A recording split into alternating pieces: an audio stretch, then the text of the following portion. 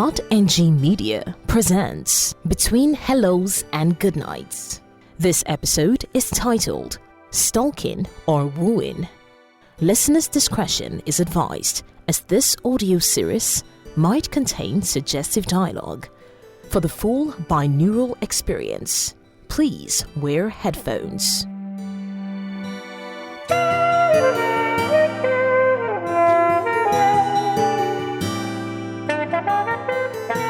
Dear Diary, the day after a half-remembered dream, partway pleasant, yet a little disquieting.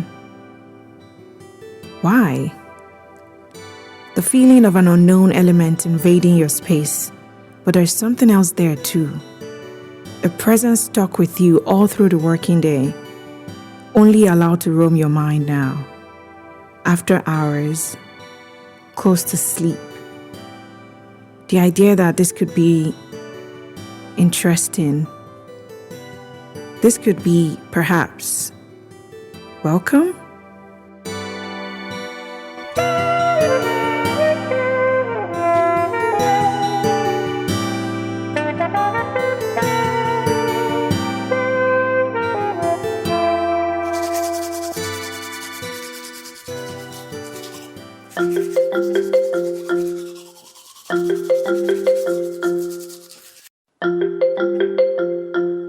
Hello? Hello, she who beautifies my life. What? Tunmishe.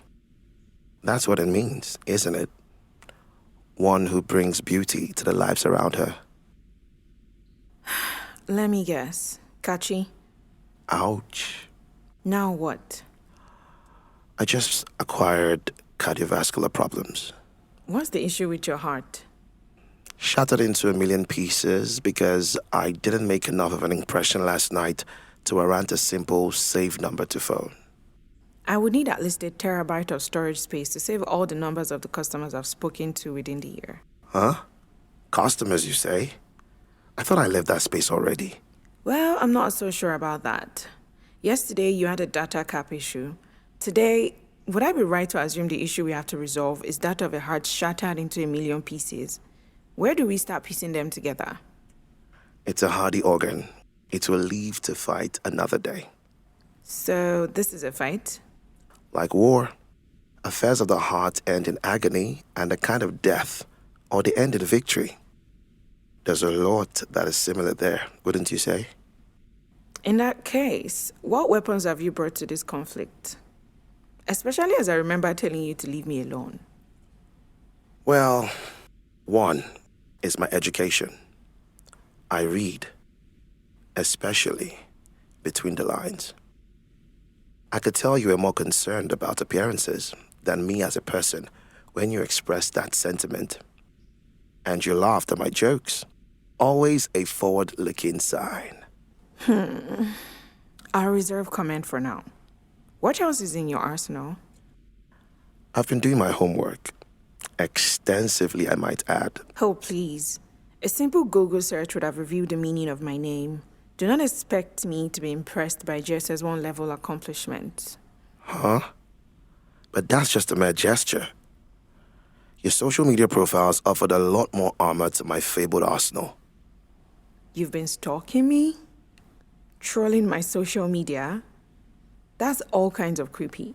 And I am not so sure anymore that I want to continue this conversation. Good night. Wait. What did I do wrong? You suggested it after all. Now you accuse me of amnesia. Explain, stalker. You said I didn't know you. The implication was that it's impossible to like someone you don't know. I think otherwise. So actually, I did it for you. Oh, wow. Very chivalrous. I try. Perfect gentleman that I am. I said the night has done nothing to lessen your sense of importance. Me? Yeah. Self-important? That's not me at all. I was trying to even the odds. That's all it is. I forgot. It's a battle. Although I wasn't aware any odds needed evening. Oh, but they were stacked in your favor, you know. You had seen my profile, knew all about me, I thought I should just, return the favor. It's hardly a favor. I was just doing my job, Kachi. You, on the other hand, were clearly prying. So it wasn't you who visited my profile page during working hours today? Meaning what exactly? I looked at my Cellco profile. It was viewed at about 3 p.m. today. I didn't do it. And you think I did? That page can be accessed by anyone with admin privileges. That means the entire customer care department, for one. But I dealt with you. I failed to see who else would have been interested in me. Now, I know you really think you're important. Okay, so to be clear, you didn't look at my profile page today? After last night, just to refresh your memory on what I look like. Even if I did, it would be in connection to work. And speaking of work, I have work tomorrow. I was getting ready for bed when the phone ringing interrupted the brushing of my teeth. Those teeth. Pearly white rows adorning the most beautiful smile I've seen in a very long time. Courtesy of the invasion of my social media, I expect. I would say thanks for the compliment, but I don't want to encourage you. So I'll say goodnight instead. Okay, I see what's happening here. I'm sorry, I don't share your amusement. But do tell. What do you think is happening? So, Apart from me politely requesting to hug my pillows, that is. so it's a typical next step in the usual ladies' game. The brush off, or the illusion of one anyway. What do you mean, illusion? If I'm brushing you off, then I'm serious. Well, so it would appear, but is it really what it seems to be? Are you in any way suggesting that I'm playing hard to get? To somehow make you more interested? It wouldn't be anything millions of women haven't done before, to varying degrees of success. First of all, I am not that jobless. And I think I retain enough self-dignity to be able to tell a guy to piss off and mean it. Hey. No one is questioning your honesty, least of all me. It's really an unconscious effort on the part of most women, I believe. Playing hard to get? Your words, not mine. I would prefer calling it a test. You get? I'm not sure I do. Why don't you educate poor me? Well, it's simple, really. Basically, it says, if you think I have value, then how much trouble can you go to for me? It's kind of a reverse self-evaluation system. So, in effect, I and other women do that to get validation from men? Even self-worth from men? It's not so far-fetched. I believe other guys do it too. Why do you think I've been bursting my butt trying to do this all night? I dearly want to impress you. Oh, wow.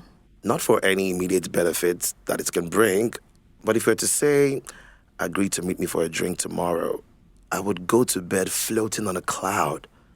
That's me feeling good about me, just on the account of something you said. Well, thank God it's not a sexist male dominant scenario. By the way, did you just do what I think you did?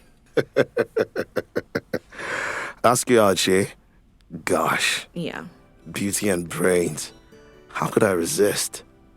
How could anyone withstand that lethal combination? Now, you're the one with the self-dignity to be direct. I plead guilty, but I have a surefire defense. When don't you? Let's hear it then. I'm petrified you'll say no. So you see, one of your theories is wrong already. Telling me I'm wrong is not the best strategy to get my attention. But which of my postulations in particular? That I'm full of myself? The truth is far from it. I'm actually full of a certain damsel I had the pleasure of talking to recently. At least, my dreams last night were all packed full of her. Now, I know something else you're full of, and that's pure gas. You hadn't seen me by yesternight, so how could I have been in your dreams? As what? The invisible woman? You have a point. Unless... Unless what? The answer is right there. Try. Don't tell me you started prowling about my social media immediately after your call. Well, not immediately. I did pause to, put on my sleeping things, dim the lights a little, but essentially, important things call for the most instant attention. To be honest, I am not sure if that's the most frightening thing I've heard or the most flattering. What will be the decider? I guess the kind of person you are. I strongly feel that it's dangerous to date indiscriminately these days. One thing your fancy female theorists didn't consider is self-preservation, that I and women like me constantly practice in a machistic, chauvinistic, male-dominated world. You see that thing you, or rather, I under duress call playing hard to get? Well, it's actually nothing more than evasive maneuvering calculated to ensure my survival. Whoa, that's the longest speech I've ever heard a woman make without notes. Now you're being an ass. Good night. No, I mean that in an exceptionally appreciative way. Sexist bigot is not one of the labels I approve. I'm saying I never, as you rightly said, consider that particular angle. It clashes with male traditional beliefs on the mating dance, otherwise called dating. Interesting. I'd love to hear them, straight from the horse's mouth, as it were. Oh no, Fiddles! Hold on, I'm on a call. Oh, sorry. Did I interrupt something? You didn't tell me you have company. No, you didn't. It's my dog. She wants my attention. Oh, then tell her the attention is 100% mine for the next half hour. Where do I begin? I'll talk about what I have expert knowledge of. Me. Still listening? Good. Okay. And note that this also applies to most guys out there on the dating field. The primary thing is, I've always thought girls I meet find me irresistible and fake it all the time to hide that fact.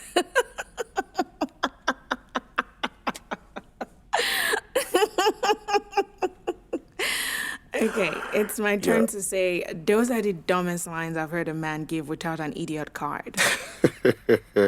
Touche. But seriously, conscious human go around believing that drivel? Believe it? We'll often swear by it. I'll let you in on a secret, though. It's a self-defense mechanism. Of course. I'd be amazed if such a thing can achieve that level of usefulness.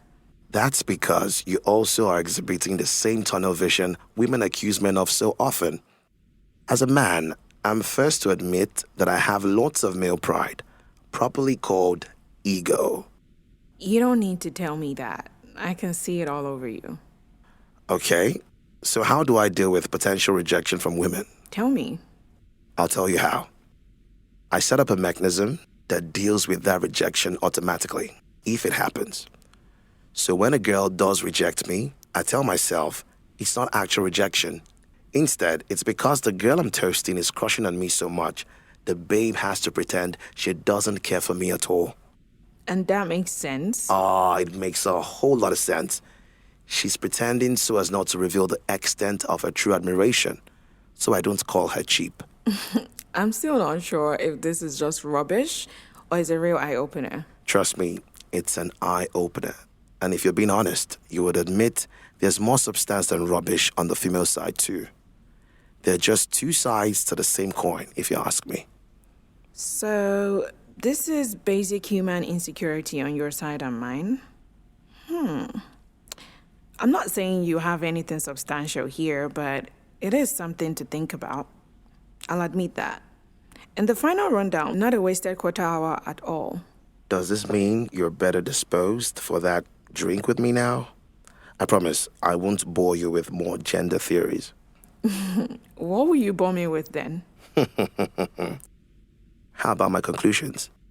What I think about the nuggets from my research? Now you're playing on my curiosity, right? Look, it's a very healthy emotion. Tell that to Kat. I'll tell you instead. A summary. You're a very beautiful woman, Tunmishe Rhodes. And I would really love to get to know you more. One drink. That's it. One drink. And yes. For now, I guess, that's it. That has an ominous ring to it. Not really. I'm just saying that after that long-winded speech based on an even longer all-night research, you don't expect me to give up so quickly if, for any reason, I don't make the awesome impression on you that I have in mind. Well, you'd better bring your A game on. Not that I expect it to go anywhere near awesome. I'm accepting just so you can cool it with the fervent suitor line. Whoops! Look, I'm sorry. I didn't hear anything after accepting. Why am I already feeling that I will soon be regretting this? Too late. A lady never goes back on a word. I think you have confused that with a gentleman. A babe fully reserves the right to be as elusive as possible. How do you think we survived so long among Maradonic menfolk? Well, I think for self-preservation purposes, this time I should say good night before you say something negatively definite. I'll send you a text with the time and place tomorrow. My turn to say too late. I'm really not sure about this. Please give me a few days to think it through. And to be honest, this is not playing hard to get, believe me. He knew that when he kissed this girl and forever wed his unutterable visions to a perishable breath, his mind would never romp again like the mind of God. So he waited, listening for a moment longer to the tuning fork that had been struck upon a star. Then he kissed her. At his lips' touch, she blossomed for him like a flower, and the incarnation was complete. That's from The Great Gatsby. F. Scott Fitzgerald? It is indeed. Impressive. Of course, you could have known from my social media that I love that book, and then crammed and regurgitated that just to show me we have common interest. I could have, or it could also be because I saw that we both love books, and I fully realized we could do very well together. In vain I have struggled. It will not do. My feelings will not be repressed. You must allow me tell you how ardently I admire and love you. That sounds incredible, but I do not know that book or its author. It's a classic, Pride and Prejudice by Jane Austen. Oh, I've always wanted to read her. Really? Yeah. I'll send you a link. So, a drink tomorrow? Not tomorrow, but soon. Let's say the possibilities just experienced a quantum leap forward. You may call me tomorrow, however. Did my heart love till now? Forswear it? Sight. For I never saw true beauty till this night. I suppose that means, great, I will. Good night, Romeo. Good night, my Juliet, until we meet again.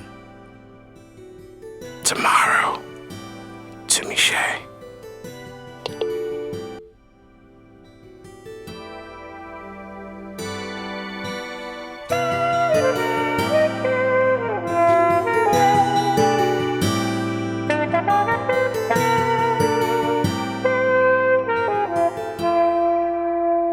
This is Between Hellos and Goodnights audio series.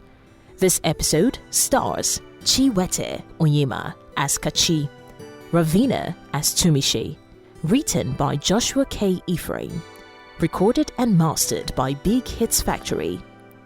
Between Hellos and Goodnights is a production of .ng Media. Follow our social media pages at .ng series for more.